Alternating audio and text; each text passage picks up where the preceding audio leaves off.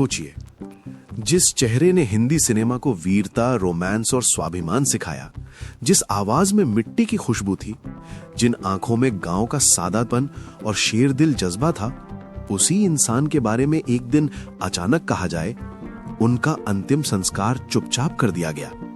Social media पर सनसनी फैल जाती है, थंबनेल चीखते हैं, पोस्ट्स डर पैदा करती हैं और सवाल उठता है, क्या सच में धर्मेंद्र का अंतिम संस्कार छिपाकर किया गया, या फिर ये भी उन सैकड़ों झूठी कहानियों में से एक है जो जिंदा लोगों को भी मार देती हैं सिर्फ कुछ व्यूज और लाइक्स के लिए।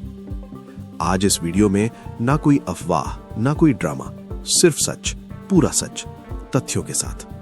वीडियो अंत तक देखिए, क्योंकि जो सच्चाई सामने आएगी वो आपकी सोच बदल देगी। क्या 24 नवंबर की सुबह जुहू के उस बंगले में जो हुआ वो सिर्फ एक मौत की खबर थी, या फिर एक बहुत बड़े सच को दुनिया से छुपाने की तैयारी? आखिर क्यों बॉलीवुड के ही मैन को, जिसने 60 साल तक सिल्वर स्क्रीन पर राज किया, उसे अपने आखिरी सफर पर जाने के लिए चोर दरवाजों का सहारा लेना पड़ा? क्या वजह थी कि धर्मेंद्र के अंतिम संस्कार में इस्लामिक रीति रिवाजों का जिक्र तक नहीं होने दिया गया, जबकि सरकारी कागजों में वो दिलावर खान बन चुके थे? और सबसे बड़ा सवाल, दो परिवारों की वो कौन सी कश्मकश थी जिसने सनी देओल को मजबूर कर दिया कि वो अपने पिता की देह को फैंस के अंतिम दर्शन के लिए रखने के बजाय सीधे शमशान घाट ले जाएं? आज हम उस बंद कमरे का दरवाजा खोलेंगे और उन आंसुओं के पीछे छिपे डर और मजबूरी को समझेंगे, जिसे मीडिया के कैमरों ने रिकॉर्ड तो किया लेकिन डिकोड नहीं कर पाए। बॉलीवुड के इतिहास में 24 नवंबर 2025 की तारीख काले अक्षरों में लिखी जाएगी, लेकिन उससे भी ज्यादा ये तारीख याद रखी जाएगी उस रहस्यमयी खामोशी के लिए जो देओल परिवार ने ओढ़ रखी थी। जैसे ही सुबह के उजाले के साथ खबर आई कि 89 साल के धर्मेंद्र अब नहीं रहे, पूरा देश सन्न रह गया। लेकिन इससे पहले कि फैंस जुहू में उनके घर के बाहर इकट्ठा होकर धर्म पाजी अमर रहे के नारे लगा पाते, अंदर खाने कुछ और ही खिचड़ी पक रही थी। आमतौर पर जब दिलीप कुमार या लता मंगेशकर जैसी हस्तियां दुनिया छोड़ती हैं, तो उनके पार्थिव शरीर को तिरंगे में लपेटा जाता है, घंटों तक जनता के दर्शन के लिए रखा जाता है। लेकिन धर्मेंद्र के मामले में ऐसा कुछ नहीं हुआ।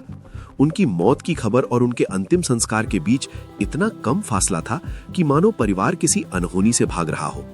एम्बुलेंस कब निकली, कौन से रास्ते से शमशान पहुंची और कब चिता को अग्नि दे दी गई, ये सब इतनी फुर्ती में हुआ कि मुंबई की मीडिया और पुलिस भी हक्की बक्की रह गई।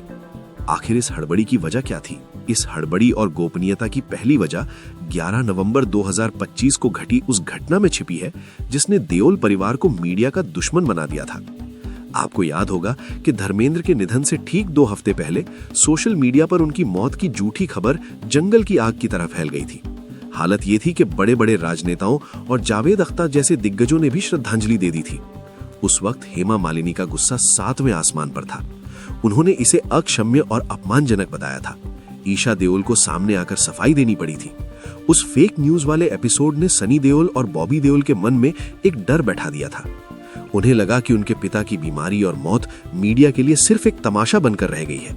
इसलिए 24 नवंबर को वाकई यमराज ने दस्तक दी तो परिवार ने कसम खा ली थी कि इस बार खबर तब तक बाहर नहीं जाएगी जब तक कि सारी तैयारियां पूरी ना हो जाए।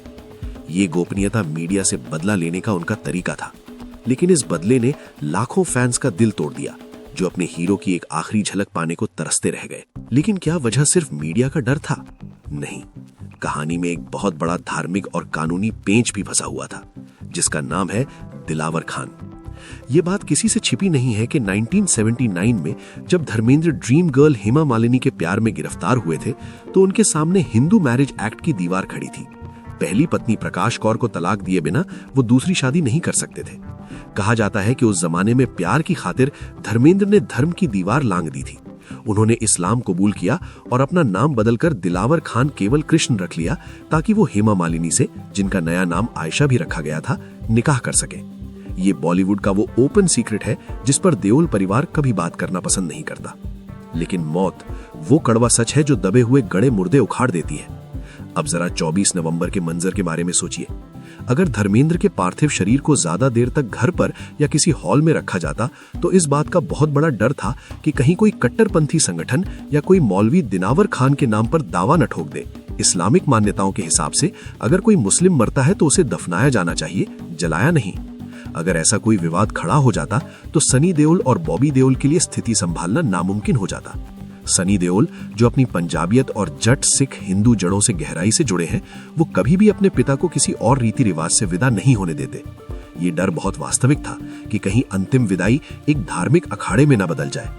इसीलिए परिवार ने फैसला किया कि इससे पहले कि दिलावर खान की फाइल खुले, धर्मेंद्र सिंह देओल का अंतिम संस्कार वैदिक और हिंदू रीति रिवाजों से शमशान घाट में कर दिया जाए। अग्नि के हवाले होते ही वो सारे दस्तावेज और वो सारी पुरानी कंट्रोवर्सी हमेशा के लिए राख में मिल गई। इस गोपनीयता का तीसरा और सबसे भावुक पहलू है दो परिवारों का टकराव। धर्मेंद्र की जिंदगी दो नावों की सवारी थी। एक तरफ उनकी पहली पत्नी प्रकाश कौर, जिन्होंने अपनी पूरी जिंदगी सादगी और अंधेरे में बिताई लेकिन कभी अपने पति का साथ नहीं छोड़ा। दूसरी तरफ सुपरस्टार हेमा मालिनी, जो हमेशा लाइमलाइट में रहीं। ये दोनों महिलाएं दशकों तक एक दूसरे के रास्ते में आने से बचती रहीं। लेकिन अंतिम संस्कार वो जगह थी जहां इनका आमना सामना होना तय था। शमशान घाट के अंदर का माहौल बेहद तनावपूर्ण और भावुक था। सूत्रों के मुताबिक प्रकाश कौर वहां मौजूद थीं, लेकिन वो गाड़ियों और परिवार के घेरे में थीं ताकि कोई कैमरा उन तक ना पहुंच सके। दूसरी तरफ हेमा मालिनी और ईशा देओल भी वहां पहुंची। सनी और बॉबी के लिए ये अग्नि परीक्षा की घड़ी थी। एक तरफ उनकी अपनी मां का दुख था और दूसरी तरफ पिता की दूसरी पत्नी की मौजूदगी।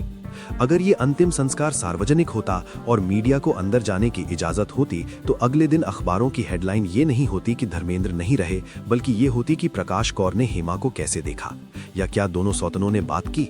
सनी देओल अपनी मां की गरिमा को लेकर बेहद प्रोटेक्टिव है। वो किसी भी कीमत पर अपनी मां के आंसुओं को टीआरपी का मसाला नहीं बनने देना चाहते थे। पुलिस का पहरा इतना सख्त था कि परिंदा भी पर नहीं मार सकता था। हेमा मालिनी ने भी समझदारी दिखाई।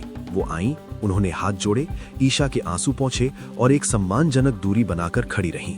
मुख्य रस्में, मुखाग्नि देना और बाकी क्रियाकर्म पूरी तरह से सनी और बॉबी के नेतृत्व में हुए, जो ये साफ संदेश था कि अंतिम सफर पर धर्मेंद्र पूरी तरह से अपने पहले परिवार के पास लौट आए थे। इस अफरा तफरी और सीक्रेसी का असर ये हुआ कि धर्मेंद्र को वो राजकीय सम्मान, स्टेट ऑनर नहीं मिल पाया जिसके वो हकदार थे। वो पद्म भूषण से सम्मानित थे और बीकानेर से सांसद भी रह चुके थे। कायदे से उनके पार्थिव शरीर को तिरंगे में लपेटा जाना चाहिए था और पुलिस बैंड को शोक धुन बजानी चाहिए थी। लेकिन राजकीय सम्मान के लिए सरकारी प्रोटोकॉल और वक्त की जरूरत होती है। परिवार ने सरकार को इतना वक्त ही नहीं दिया कि वे इंतजाम कर सकें। प्रशासन जब तक हरकत में आता तब तक तो पवल हंस की चिमनी से धुआं उठना शुरू हो चुका था। फैंस सोशल मीडिया पर सवाल उठा रहे हैं कि हमारे ही मैन को देश ने वो इज्जत क्यों नहीं दी। लेकिन सच ये है कि ये अपमान नहीं बल्कि परिवार की मजबूरी थी। उन्होंने राजकीय सम्मान के शोर शराबे के बजाय निजी शांति को चुना। उस दोपहर पवन हंस शमशान घाट के बाहर जो नजारा था वो दिल दहला देने वाला था। अंदर शांति थी लेकिन बाहर कोहराम मचा हुआ था। जैसे ही खबर लीक हुई कि धर्मेंद्र का अंतिम संस्कार वहीं हो रहा है, हजारों की भीड़ रोड पर उमड़ पड़ी। ट्रैफिक पूरी तरह जैम हो गया। लोग बैरिकेड्स तोड़ने पर उतारू थे। एक फैन तो धर्मेंद्र के पुराने पोस्टर लेकर फूट फूट कर रो रहा था, तो कोई पुलिस से भिड़ रहा था कि हमें एक बार चेहरा दिखा दो। लेकिन एम्बुलेंस के काले शीशे चढ़े हुए थे।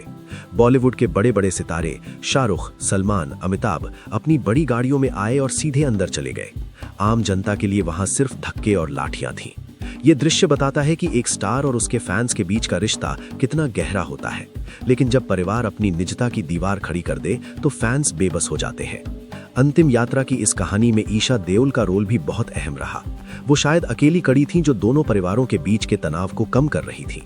आपको याद होगा कि हेमा मालिनी की बायोग्राफी में ईशा ने बताया था कि कैसे वो पहली बार अपने बीमार चाचा को देखने के लिए सनी देओल की मदद से अपने पिता के पहले घर में गई थीं और प्रकाश कौर के पैर छुए थे। शमशान घाट पर भी ईशा देओल का रो रोकर बुरा हाल था। वो जानती थीं कि आज उनके पिता सिर्फ उनके नहीं रहे, बल्कि वो पूरी तरह से उस परिवार के हो गए थे जिससे उनकी मां ने उन्हें हमेशा शेयर किया था। वहां मौजूद लोगों ने देखा कि कैसे अभिषेक बच्चन और अन्य सितारे ईशा को सांत्वना दे रहे थे, लेकिन सनी और बॉबी अपने पिता की देह के साथ रस्मों में व्यस्त थे। ये दूरियां वहां साफ दिखाई दे रही थीं, जो आज तक नहीं मिटी हैं। धर्मेंद्र की मौत के बाद जो वीडियो वायरल हुए वो और भी ज्यादा भावुक देने वाले थे। उनका आखिरी इंस्टाग्राम वीडियो, जिसमें वो अपने ही नशे में झूमता हूं गाने पर मुस्कुरा रहे थे, अब फैंस को रुला रहा है। वो वीडियो देखकर लगता है जैसे उन्हें पता था कि वक्त आ गया है। इसके अलावा एक वीडियो जिसमें वो हेमा मालिनी की तारीफ करते हुए शर्मा रहे थे, वो भी खूब शेयर किया जा रहा है। ये यादें ही अब फैंस के पास बची हैं, लेकिन उन वायरल वीडियोस के बीच वो सवाल अब भी गूंज रहा है, क्या वाकई इतनी गोपनीयता जरूरी थी? क्या एक कलाकार जिसे जनता ने बनाया, उसकी मौत पर जनता का कोई हक नहीं होता? कुछ अंदरूनी सूत्रों का कहना है कि धर्मेंद्र की तबीयत पिछले कुछ महीनों से बहुत ज्यादा खराब थी और वो खुद भी नहीं चाहते थे कि उनकी कमजोर हालत की तस्वीरें दुनिया देखे। वो हमेशा चाहते थे कि दुनिया उन्हें उस मजबूत हैंडसम ही मैन के रूप में याद रखे, ना कि एक बीमार बुजुर्ग के रूप में। शायद इसीलिए परिवार ने अंतिम समय में किसी भी फोटोग्राफर को पास फटकने नहीं दिया। अस्पताल से घर और घर से शमशान, इस पूरे सफर में धर्मेंद्र को छिपा कर रखा गया। ये उनकी गरिमा, डिग्निटी को बनाए रखने का एक तरीका था। हमने देखा है कि कैसे विनोद खन्ना की आखिरी कमजोर तस्वीर वायरल होने पर बवाल हुआ था। देओल परिवार अपने पिता के साथ ऐसा कुछ भी नहीं होने देना चाहता था। अंत में धर्मेंद्र का ये सीक्रेट अंतिम संस्कार हमें बॉलीवुड की चमक दमक के पीछे के उस अंधेरे और उलझे हुए रिश्तों की याद दिलाता है, जिसे हम अक्सर नजरअंदाज कर देते हैं। एक सुपरस्टार जिसके पास दौलत, शोहरत और प्यार सब कुछ था, उसकी अंतिम विदाई को मैनेज करना पड़ा। ये विदाई दिलावर खान के डर, 2 पत्नियों के सामाजिक टकराव और एक बेटे सनी देओल के अपने पिता को विवादों से बचाने की जिद का परिणाम थी।